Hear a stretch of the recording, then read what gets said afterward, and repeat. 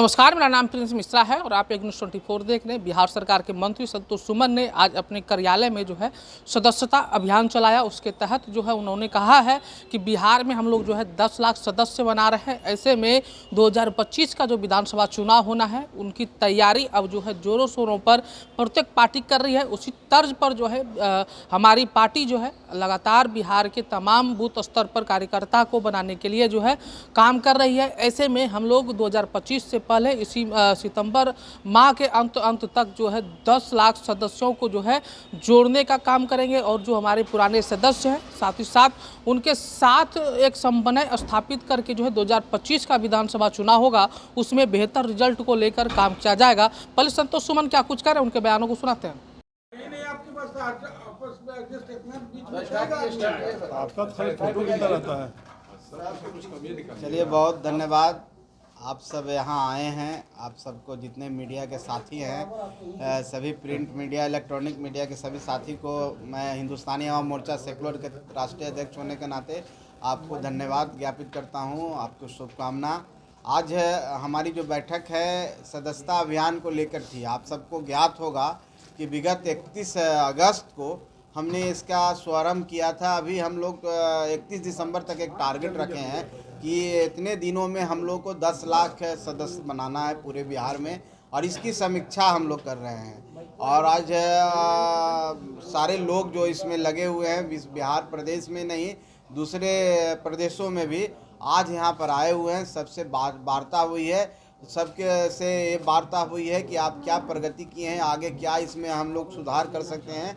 तो ये सब वार्ता होने के बाद एक अच्छे पॉजिटिव चीज़ रिजल्ट के आया है हम लोग पास निकल करके कि सदस्यता अभियान एक अच्छा शेप ले रहा है हम लोग का। हम समझते हैं कि हमने 31 दिसंबर का टारगेट दिया है, ये बहुत जल्द ही 1 महीना के अंदर हम लोग को 10 लाख का टारगेट हम लोग पूरा कर देंगे।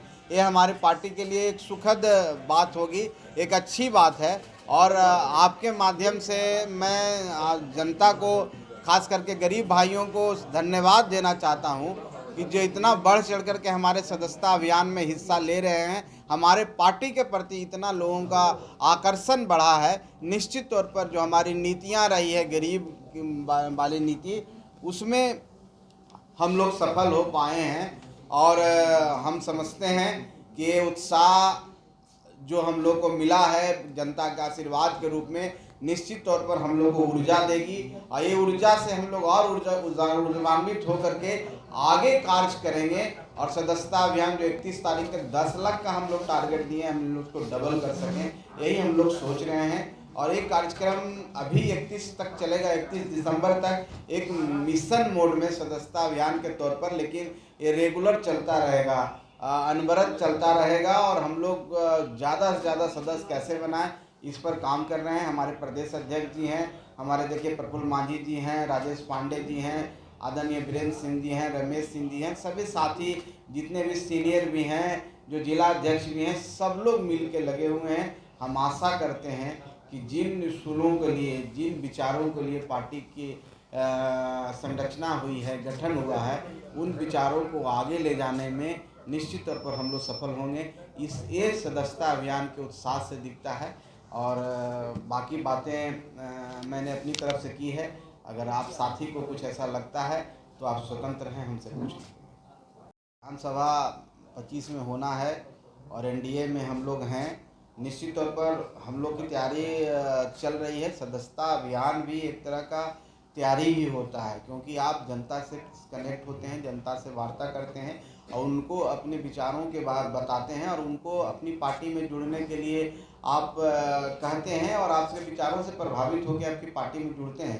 तो निश्चित तौर पर एक तरह से चुनावी मोड भी है। 25 का चुनाव आया है, ये भी एक कार्यक्रम है। उसके तहत जहाँ तक सीटों की बात है तो हम लोग अभी जो टारगेट है, हम लोग जो कार्यक्रम कर रहे हैं सभी सीटों पर कर रहे हैं।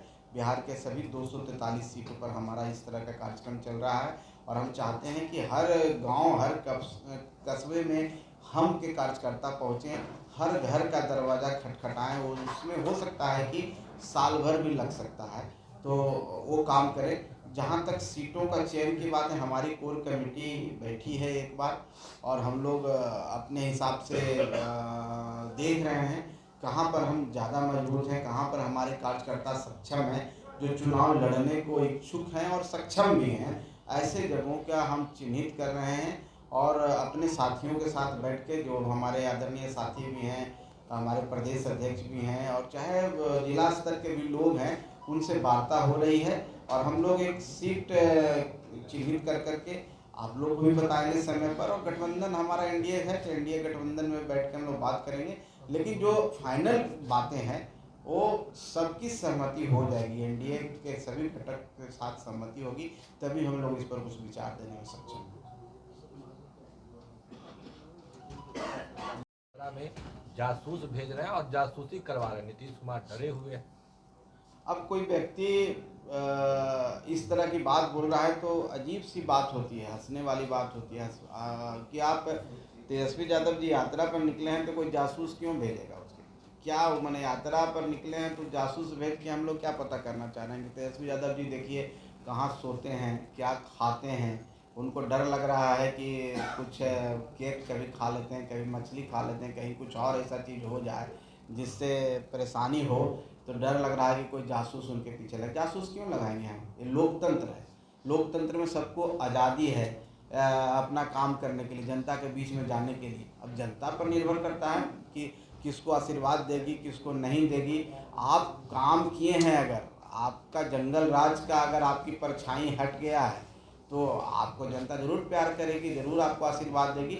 मेरा तो आप सबके माध्यम से माननीय तेजस्वी यादव जी को एक ही सलाह है कि आप अभी बिहार को घूमिए, बिहार को जानिए, बिहार को पहचानिए, बिहार के गांव में जाइए, बिहार के दलित टोला में जाइए, पहाड़ों के नीचे जाइए, तटबंध पर जाइए, वहाँ जाइए और उन गरीबों के साथ, उन दलितों के साथ खाना खाइए जहाँ आज भी आप सैनिटाइजर लगाते होंगे। वहाँ जा कर के बात कीजिए। खाली ये कहने से नहीं होगा कि सब उठो गरीबों उठो, शुगर चराने वाले, भैंस चराने वाले, गाय चराने वाले चलो और सबका मुंडन करा दीजिए नाम के लिए किसी से, तो ऐसे नहीं होगा।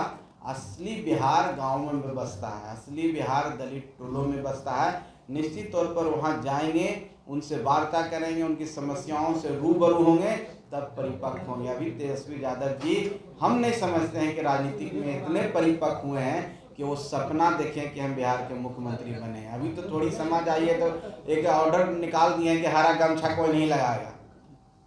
थोड़ी सी समझ आई, कोई सद्बुद्धि दे दिया है उनको कि हरा गमछा, उनको पता नहीं है कैसे भड़कता है लोग, जैसे बैल नहीं भड़कता है कोई कपड़ा देखकर, उसी तरह हरा गमछा से यहाँ के जो संभ्रांत लोग हैं, जो सभ्य लोग हैं, जो बिजनेस कम्युनिटी है, हड़कता है, उनको अभी कुछ समझाया है तो ऐसे ही बहुत सारा ज्ञान मिलेगा। ये तो बिहार तो ज्ञान की धरती रही है, मोक्ष और ज्ञान की धरती। यहाँ गौतम बुद्ध को ज्ञान मिला, तेजस्वी यादव जी को 10-15 साल संघर्ष करेंगे तो ज्ञान मिलेगा।